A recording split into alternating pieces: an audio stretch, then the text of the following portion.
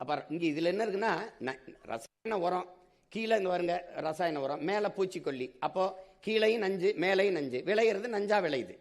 அதனால தான் எங்கள் அப்பா என்ன சொல்கிறாங்க, நஞ்சில்லா உணவு அதுவே நம் கனவு. நீ என்ன இயற்கை வேளாண்மை, இயற்கை வேளாண்மைன்னு சொல்கிறோம். வேளாண்மையும் இயற்கை தான். அப்போ இயற்கை ஏன் சேர்க்க வேண்டியிருக்கு? செயற்கையாக ஒரு ரசாயன வேளாண்மை வந்துடுச்சு.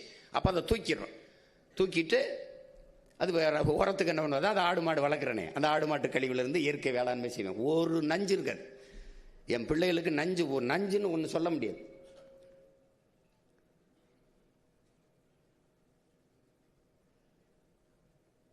அப்போ வேளாண்மையை முன்னிறுத்திய பொருளாதாரத்தை நாங்கள் கட்டமைக்கிறதுனால அதை தற்சார்பு பசுமை தாய்மை பொருளாதாரம்னு சொல்கிறோம்.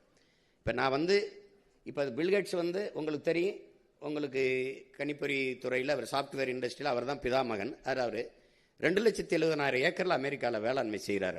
அவர்கிட்ட கேட்குறாங்க, ஏன் பில்கேட்ஸு இங்கே வேளாண்மை செய்கிறான்னு. அவருக்கு தெரிஞ்சிருக்கு, நான் சொல்கிற மாதிரி சாஃப்ட்வேரில் வேலை செஞ்சாலும் சாஃப்ட் போய் தான் வேலை செய்யணும்னு.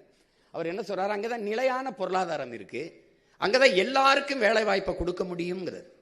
எல்லாருக்கும் வேலை வாய்ப்பை நான் எப்படி கொடுக்குறேன்னு பாருங்க, கொஞ்சம் காட்டுவேன் பின்னாடி. அப்போ அரசே வேளாண்மை செய்யுது, நானே வேளாண்மை செஞ்சிடறேன். எங்கு பார்த்தாலும் பண்ணை நிலங்கள், கூட்டு பண்ணை வேளாண் நிலங்கள் 1000 ஏக்கர் 100 ஏக்கர் 200 ஏக்கர் 300 ஏக்கர்னு நான் எடுத்துறேன். நிலம் இல்லைன்னா என் மக்கள்கிட்ட குத்தகைக்கு எடுத்துக்கிறேன், ஒத்திக்கு எடுத்துக்கிறேன். 25 ஆண்டுக்கு ஆங்கிலத்தில் லீஸுங்கிறோம்ல, அப்படி எடுத்துக்கிறேன்.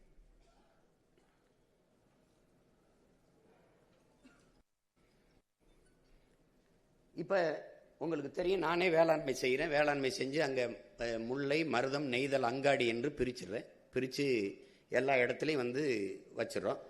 ஒரே விலை தான். இப்போ வேளாண் அமைச்சகத்துக்கு கீழே ஒரு குழு இருக்கும், வேளாண் பெருமக்களை கொண்டு. அது நாடங்களும் தக்காளி 1 கிலோனா 1 கிலோ அவங்க தீர்மானிக்கிற விலைக்கு விற்போம். வெங்காயம் இத்தனை ரூபாய்னா இத்தனை.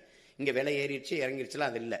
இவங்களை மாதிரி விளைய வச்ச நெல் முளைகள் எல்லாம் தெருவில் போட்டு முளைக்க வைக்கிறது இல்லை. மாவட்ட தலைநகர் தோறும் உணவு சேமிப்பு கிடங்கு இருக்கும், முறையாக கொள்முதல் செய்து பத்திரப்படுத்தி வைப்போம். பசிங்கிற சொல்லு இருக்காது. ஏன்னா நாங்களே கொடுத்துருவோம் என் மக்களுக்கு. என்னுடைய பெரிய கனவு பசி இல்லாமல் ஒழிக்கணுங்கிறது தான்.